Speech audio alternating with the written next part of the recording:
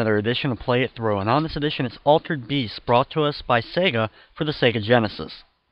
Altered Beast is a classic arcade game by Sega that was ported over to many home consoles and computers, including the MXX, Amiga, Sega Master System, and even in Japan, the NES. In Altered Beast, we play as a centurion who is raised from the dead by Zeus to save Zeus's daughter Athena from the evil demon god Neph. In every level of the game, you collect spirit balls. Every spirit ball you collect powers you up a little bit more, but once you've collected 3, you change forms into a different animal beast for that particular level. You must get all 3 spirit balls and transform in order to actually complete each of the stages in the game. So here we go with Altered Beast for the Sega Genesis.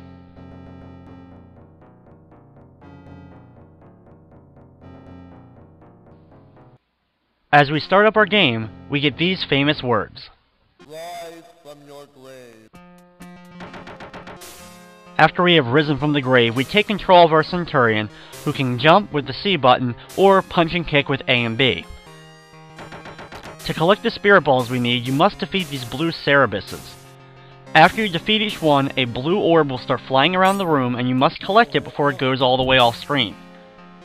You can press up and jump in order to do a higher jump to get the upper ledges, or in order to catch items that are floating in the air. The key to Altered Beast is knowing where the Cerebuses are going to spawn from, the left, right, up, or down, just so you know where they are and be prepared to take them out as soon as they come on screen so you don't accidentally miss one. Once you've collected 3 and you meet up with Neph, who's right there on the right of me, you can then complete the level by fighting the boss of the stage. If you don't have all 3 spirit balls, the level will continue and you'll have to keep going until you collect enough. To defeat this boss, use your B attack, which causes you to fly forward. Immediately once you fly into him, hold the left button and press attack again so that you fly out of him, doing double damage in each and every one of your attacks, also being able to destroy any of the projectiles he sends out. Thankfully, it won't take too many hits to defeat him.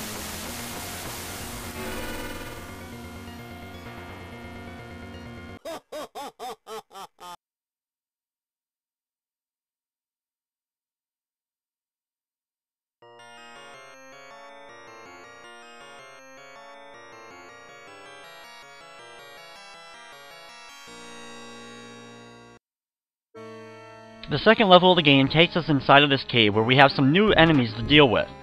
These slime enemies take 2 normal hits to destroy until we get powered up.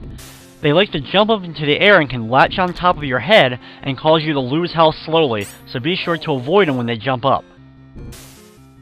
If you see one of the rattles hanging out of either the ceiling or the ground, be prepared because a dragon's about to pop out. It's easy to get the first 2 spirit balls in this level since they're both going to spawn on the right side.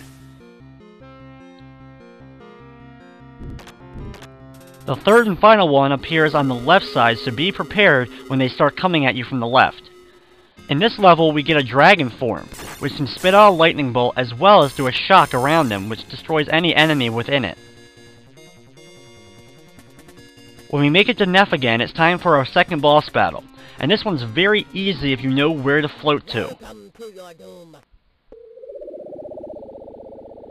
Fly up just a little bit and start mashing your attack button so that your laser can hit all the eyeballs as they're popping out, and it'll only take a few seconds in order to kill them and move on to stage number 3.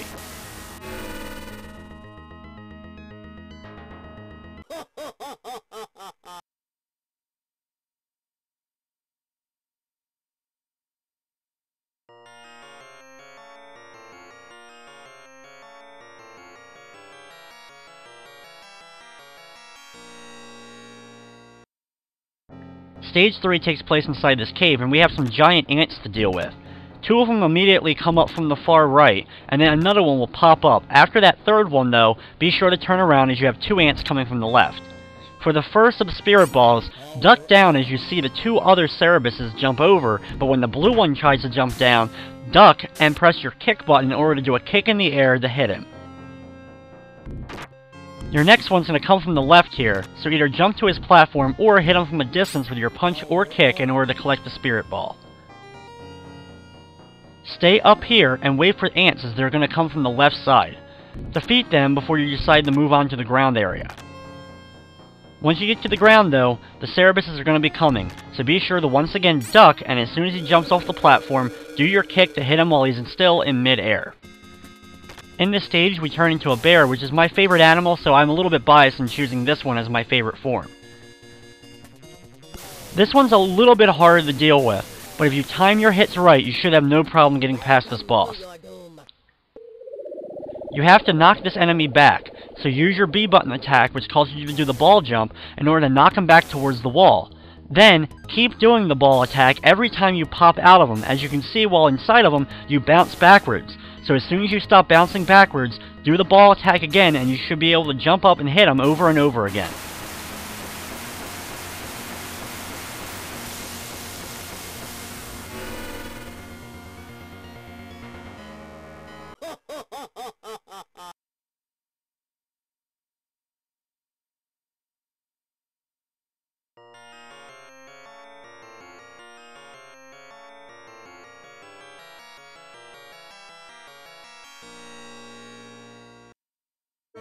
Stage 4, the second to last level of the game, takes place in these ruins, and we have some enemies that we saw in the first level of the game.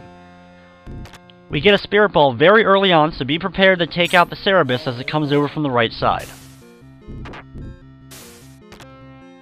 The next one will be coming also from the right side, so be prepared for it as well.